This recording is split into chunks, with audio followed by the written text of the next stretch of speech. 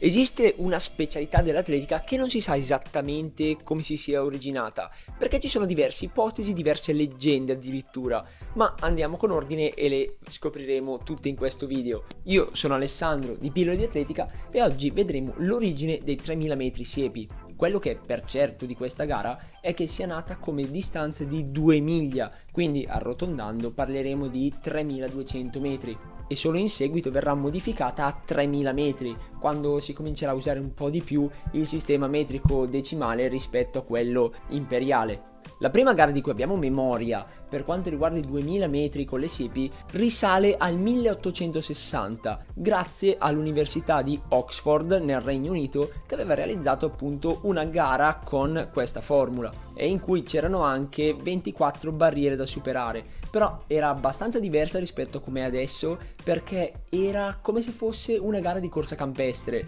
non era realizzata in pista ma appunto su un circuito realizzato in erba e diverse altre superfici. Comunque era proprio una vera e propria campestre con degli ostacoli. Però esiste la leggenda secondo cui la prima gara di 2 miglia con le siepi è stata realizzata 10 anni prima, cioè nel 1850, quando degli studenti dell'Università di Oxford stavano discutendo su una gara appena conclusa in cui avevano partecipato anche loro di corsa ad ostacoli con i cavalli, in inglese denominata steeplechase. Infatti tutt'oggi la gara di 3000 metri siepi in inglese viene chiamata 3000 metri steeplechase e non con la traduzione letterale di siepi. Ma tornando ai ragazzi, abbiamo il fatto che loro stavano discutendo sulla gara in cui uno di loro era stato anche disarcionato da cavallo e quindi era caduto, ed era talmente arrabbiato che avrebbe dichiarato che piuttosto che risalire su quella specie di cammello che era il suo cavallo,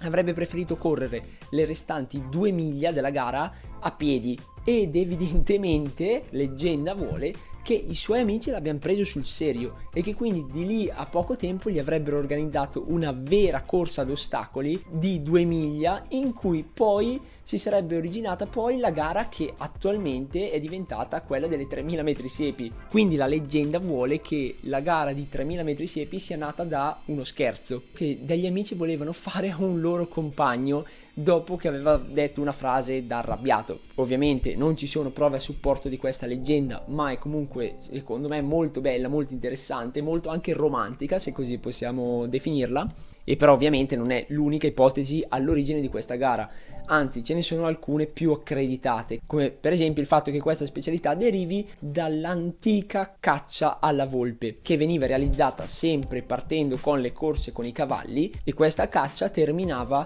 nel momento in cui si raggiungeva un determinato campanile, in inglese steeple, e infatti dividendo la parola steeplechase abbiamo campanile e abbiamo inseguimento, quindi diciamo che l'origine vorrebbe dire inseguimento del campanile. Infatti la gara andava da un campanile all'altro di due paesini, ma la terza ipotesi, quella più accreditata, è praticamente identica a questa qua della caccia alla volpe, ma semplicemente si basa sul fatto che esistevano delle gare senza andare a caccia, cioè gare di corsa con i cavalli in cui bisognava andare da un campanile di un paesino fino al campanile di un altro paesino, e quindi in questa gara in cui si andava da un luogo all'altro si andava anche per i prati, si dovevano saltare fossati, e alcuni studiosi sono anche riusciti ipoteticamente a risalire alla prima gara di questa tipologia in cui si andava da un campanile all'altro, che risale al 1752 ed era lunga all'incirca 4 miglia e mezzo, quindi oltre 7 km per noi. Però diciamo che così viene spiegata solo l'origine del nome delle steeplechase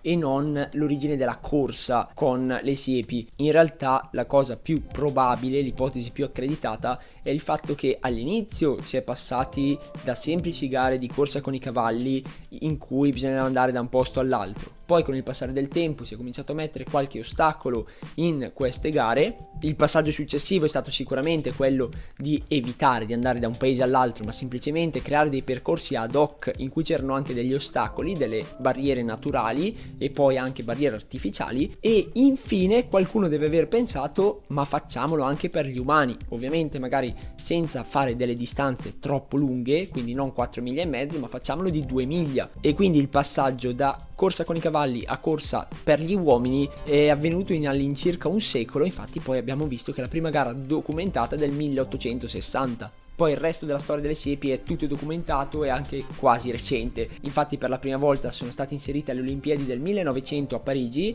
il che si prestava benissimo visto che la pista era in erba e quindi si rifaceva anche alle prime gare di siepi in cui era semplicemente una corsa campestre, e poi man mano si è passati alla forma standardizzata attuale ed è solo nel 1954 che si arriva alla formula attuale, cioè 3000 metri, 28 barriere e la riviera sempre presente che verrà superata 7 volte nel corso della gara. Poi per quanto riguarda il settore femminile si è dovuto aspettare veramente tantissimo prima che potessero gareggiare anche le donne. Infatti anche se la prima partecipazione olimpica di una donna è del 1928, partecipazione in generale intendo nell'atletica, per quanto riguarda le siepi si è dovuto aspettare il 2008 con Pechino, cioè 80 anni dopo la prima partecipazione di una donna e ben 108 anni dopo rispetto all'ingresso delle siepi come specialità olimpica. Rimane solo un'ultima domanda che dobbiamo risolvere: perché in Italia le chiamiamo siepi e non magari 3000 metri ad ostacoli, che magari sarebbe anche più corretto? Di certo non sono state chiamate steeplechase all'inizio perché